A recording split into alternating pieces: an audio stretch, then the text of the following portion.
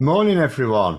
Hello. So, water companies are very much the topic of the day. They've been the topic of quite a few days in the last few years, but a little bit more hopeful today. So, there's a couple of things happening today on water. There's been actually several things happening in the last week.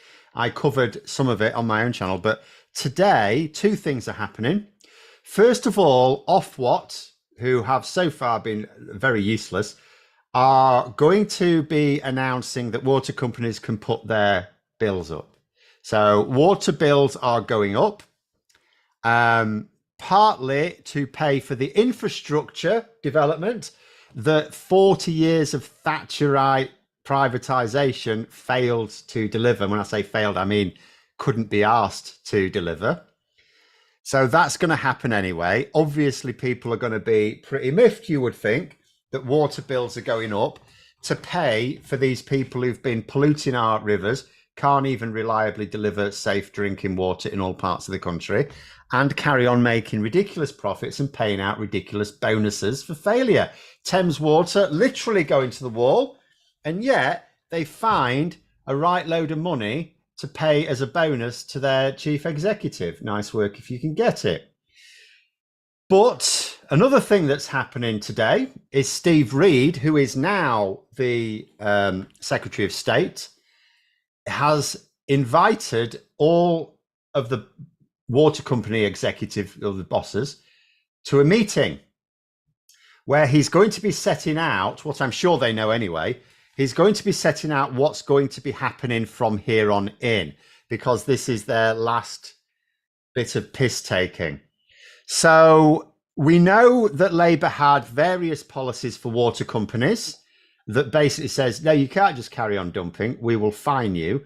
And if you keep doing it, we will actually apply criminal charges to the executives. Oh, and by the way, if you're a really bad polluter, you're not getting any bonuses. So nothing has officially been laid before the House yet, because remember, although MPs have been in Parliament taking the oath and having a few speeches, Parliament hasn't technically opened yet. The state opening of Parliament is next week. Someone just said, what's the point of Labour then? I'm about to explain, Vendetta. So the state opening of Parliament is next Wednesday. So that'll be the King's speech.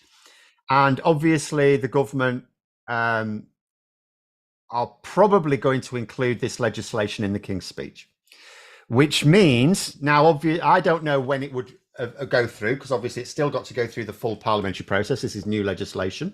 So it's got to go through the House of Commons and the House of Lords in the usual way. And we've got summer coming up, and then the conference season. And there's lots of other legislation to go through as well that's needed really urgently. Katrina Tam, £5 super chat, thank you. Says, hi, Phil, have some money for being so clever and smart. Education's loss is our gain. Thank you. But some of the things that are going to be in it, because we already know this. So first of all, Ofwat will have the power to block bonuses of the worst polluters. Again, we'll see the legislation for where that bar is set, but it would certainly mean the likes of Thames Water are not getting any, their executives are not going to be getting bonuses while they carry on polluting. Other things would be criminal charges for executives who keep, because remember, a lot of this sewage dumping, although, the government with their Environment Act a few years ago gave them excuses for it, it's not, a lot of it is still illegal. It's just that there's no real enforcement. The enforcement is a small fine. Anglian Water have just been fined £50,000. Right? Now, you think about that. First of all, £50,000 is probably less than the amount of money they made by breaking the law. And secondly, it just goes onto the customer's bills anyway. So, and the other thing will be, so the current enforcement is, if they carry on doing it despite the fact that they're being fined, then obviously there is no serious enforcement. So blocking bonuses, that puts the onus on executives to go, oh, actually, I'm going to lose out if I don't do my job properly. But if they're not, if the bonuses don't end up being a thing. Because remember, water companies in theory could just go, okay, well, we'll lower the bonuses and raise their pay. But then the criminal charges come in. It's like, well, if you carry on dumping illegally, we're just going to take you to court. You'll and again, we'll see the legislation, because criminal charges don't automatically mean you're going to prison. Prisons that we don't have, by the way. It can be fines, but it'll be fines levied on the individual. But presumably, it would include, if it wants to have some teeth, some potential for a custodial sentence for the worst offenders as well. And then, of course, there's the monitoring. At the moment, the way outflows are monitored is it's basically left to the water companies. So there is monitoring, but what they monitor is whenever there's a sewage discharge, it's monitored and logged. But then the water company then reports that data. So they self-report. They basically take the data in themselves and then decide to give out to the Environment Agency what they want to. Whereas Labour is saying, no, that's not going to fly. First of all, you're not just going to monitor when you dump, you're going to monitor how much you're dumping, because that doesn't happen at the moment. Second of all, it's going to be independently supervised. You're not going to just monitor it yourself and then you feed back the data. We're going to have independent oversight over the monitoring. So because there's a lot of dumping that goes on that is reported and it's illegal and there's no enforcement. Then there's a load that goes on that's not really being reported. So that will change as well. And then we know that there were some other things that they're talking about as well, but I don't know. I suppose it's one of those things. The larger the legislation for it, the longer it'll take to go through Parliament. So we'll see what happens when they present, their bill to Parliament. It may be that they want to get the main measures in quickly, to get it through Parliament as quickly as possible. Because as soon as this comes in, then all of a sudden those executives are facing not just pressure on their bonuses, but criminal pressure as well. And as I say, what they really need to do is beef up Ofwat. I'll catch up with a couple of comments, because there was another interesting thing about water companies last week, technically, just before the election. Stephanie is saying, well, I think the water company boss is not repeatable in polite company. I would like to suggest a return to medieval punishments. Our ancestors were nasty at times. So I wouldn't necessarily say that. But what I would say is, any system of enforcement which just says, we're going to punish you by making you put up the prices for your customers where you have a monopoly, doesn't work. Like, for a genuine business, a fine can work, because that hits their profits. For a water company, it's a monopoly. There is no competition. Like, I use Yorkshire Water. Fortunately, Yorkshire Water is one of the not bad ones, right? But that's just potluck. If you have to use Thames Water, you have to use Thames Water. You can't go Thames Water a disgrace, I'm going to use someone else. You got no option. It's not really a privatized. It's a privatized model, but it's not really. It's basically like a badly state-run model where you just shovel a load of money and give it to your mates. That's what Thatcherite privatization is. It's not real privatization. There's none of this that they talk about competition. There's no competition. It's, we've come up with a way whereby the profits, instead of going to the treasury, which can then be reinvested, they just go to our mates, most of whom live abroad. Listen, Sarah, go on there, £5 super chat. Thank you. It says Thames Water wants to bill me more than twice what I should be paying, because they calculate bills by house size and location, not occupants. Ridiculous. I mean, I don't think that will change, but you'll find out later today. Ofwat are going to announce what loads of water companies have pitched for what they say they need to charge, and Thames Water have pitched a lot. They've said, to avoid going under, we need to charge a lot. Now, the inevitable question at this point, before I go on to the other interesting thing that happened, is therefore nationalisation. And yet I see this as the first step towards nationalisation. But for those who go, well, just nationalise it now.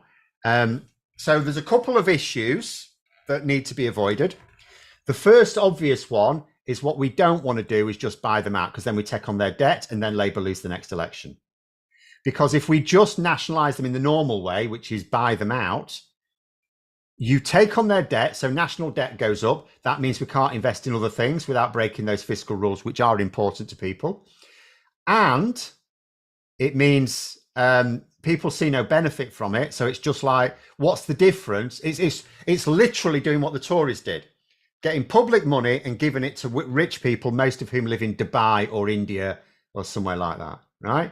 Because remember, 90% of the people who own shares in our water companies live outside the UK. They're foreign investors. They don't give a crap, literally, about what happens to the... And they won't give a crap if all of a sudden it's nationalised, because they will just pocket the money and go and invest it somewhere else. They really don't care. So we have to make sure that we don't take on those debts, which means we can't just go in and go, right, we're buying it all out. Second issue, and Labour brought this one up when they were asked about it, either earlier this year or it might have been last year. I remember Louise Haigh was asked about it, who's the Transport Secretary, not Environment Secretary, but still, they would have discussed it at shadow cabinet level at the time. And what they pointed out was that to nationalise it would take a lot of legislation. And you may not appreciate just how much legislation would be needed. And at the moment, you've got... Simon just said that Yorkshire water isn't bad. I didn't say it wasn't bad. I said it wasn't as bad. It's one of the better ones. I know it's a low bar, but Yorkshire water is actually one of the least polluting ones. If you think it's bad in Yorkshire, you try going to the northwest or the southeast, mate. Where was I? Sorry. Yeah, so Louise Haigh was making the point there's a lot of legislation required. And you think at the moment about the legislation that Labour need to implement really quickly, like the Workers' New Deal and things like that.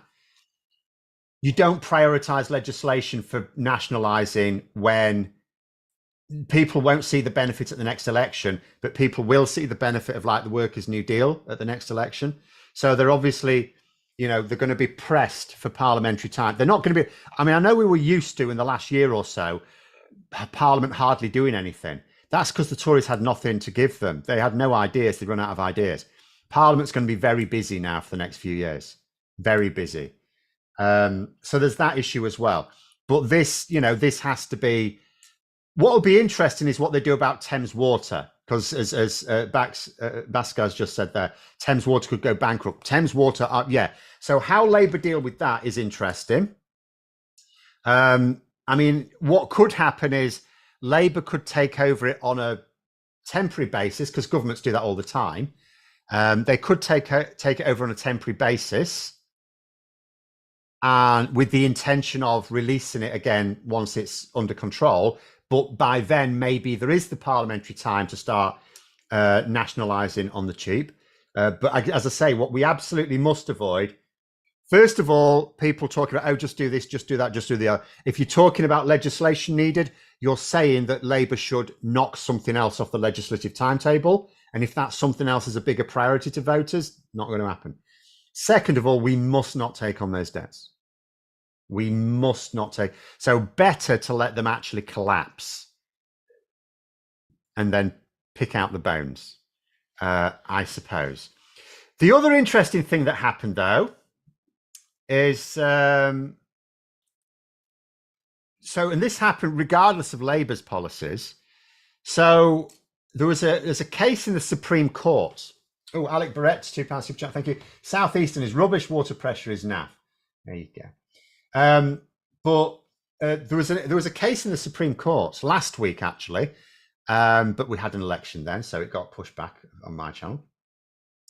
So the Manchester Ship Canal Company took United Utilities to court. United Utilities is the water company in the Northwest. It's also the biggest water company. I actually don't know why it's not in the news more. It's quite weird. We've got Thames Water in the news all the time, purely because it's going bust. But United Utilities is the worst polluter. So United Utilities executives certainly not getting any bonuses later this year, unless they sort their act out really quickly. And won't it be funny if they manage to sort their act out really quickly? Won't that be odd?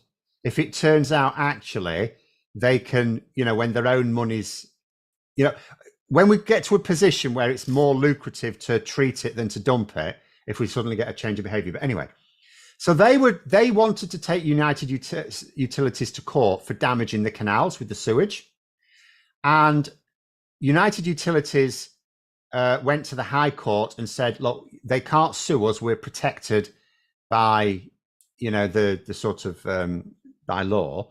Only the government or Ofwat can take us to court. And they won the case. The water company won the case, and they won the case in the Court of Appeal. So then it went to the Supreme Court last week, where the Supreme Court went, no, mate, if you're damaging someone else's property, you're not protected by law. And they made the point that if you own something like, a canal, and another business damages it, you've got the right to protect your property, right? And also they said, dumping sewage is not part of a water company's duty. It's not the job of a water company to dump sewage. The Supreme Court took the view, even when legally it's understood that you may have to dump sewage, it's not your job to do it. So any damage caused by dumping sewage is not protected by law. So what that means is the Supreme Court, and there's nowhere further to go, have now declared that if raw sewage dumping has caused damage to people's property, they can take the water companies to court. So also on the nationalisation front, I would say, can we let all those court cases go through first and them have to pay for it all before all of a sudden it becomes our liability? Because there may be a lot of court cases coming now. It'd be interesting how they go. Obviously, just because the Manchester Ship Canal Company can now take United Utilities to court doesn't mean they will win, but it means that they can now take them to court, which means lots of others can as well. So all quite interesting. Broken Hill there saying, but the new Environment Secretary, that's Steve Reed, has said that the government does not want to see a change in the ownership model. Labour has no plans to take over companies, unlike the transport infrastructure. That's not the same thing. You're saying two different things there that are actually not true. The first thing is, the government has said they don't want to see a change in the ownership model. Why? Because of the reason I've just gone over. First of all, they don't have the parliamentary time to do it. It's not switching a button. You can't just decree it is in public hands now. You need to pass legislation, a lot of it, and it's complex. And if you do that, you don't have other more important legislation going through. You're literally saying we should put workers' rights on hold just so that we can nationalise these things, take on their debts, and lose the next election. That's just madness. And then the second problem is that losing the next election because it means taking on their debts. So that's why government, but that's not the same thing as Labour saying they don't want to nationalise it. That's Labour going, right now, not a good idea. That's not the long-term position. And remember what Starmer has consistently said for like the last 2 years on nationalisation. We want to do it where it's cheap. That's what he said. That's why rail is being done. Because rail company, remember, they're not buying rail companies out either. They're just taking them over as and when the contracts end. I've had a look at the contracts. One of them ends this October. I thought it was September, actually. I had a double check, and it's this October. There's a right load of them coming to an end next year. So what will happen is, and that's legislation that needs prioritising. So they need to pass legislation to be able to nationalise the railways. That needs doing before October, because October is when the first one comes up. Did I make a note somewhere? I would have made a note somewhere, but I'm not sure where. But let me have a look. Let me just quickly look up rail company contracts. Here we go. Public register. So let me see. Should I just put this up on the screen for you?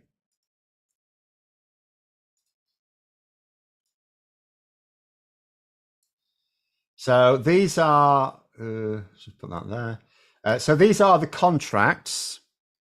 I'm trying to think which one. So if we look at like some, just as a little example. I'm just going to scroll to the bottom. It's got the end at the bottom. So this one expires. This is Abellio East Anglia. Graham will know the names of all these companies. I don't know them. I don't do rail companies. Let me just stick that down behind my, oops, too far. This one ends on the 20th of September, 2026. So in a couple of years' time, this one can come into public hands. I'm just going to try and find. This is East Midlands. That's 2030. So that's, we're not getting that anytime soon at all. Can't remember. 31st of March 2025. So next year, that can be brought in line. Which one's that? Chiltern Railway Company. Southwestern, let's have a look. That's 20. There's a few that are 2025. I think isn't Northeastern already in public hands? Yeah, that's already in public hands. Where's the first one? I will find it. March 2025. Here we go. Who's this? Is that Southeast Trains? Southeastern Railways. Their contract is up on the 13th of October 2024. So the legislation needs putting through there, so that can be the first one, because that is the first contract to come away. That will be the first one to be, and that's what's going to happen. As the contracts end, it's just like they don't put them out again. We take them into public hands. It's not free, because obviously then the government need to take over the running of them. But that it's as free as nationalisation comes, basically, as free as it comes.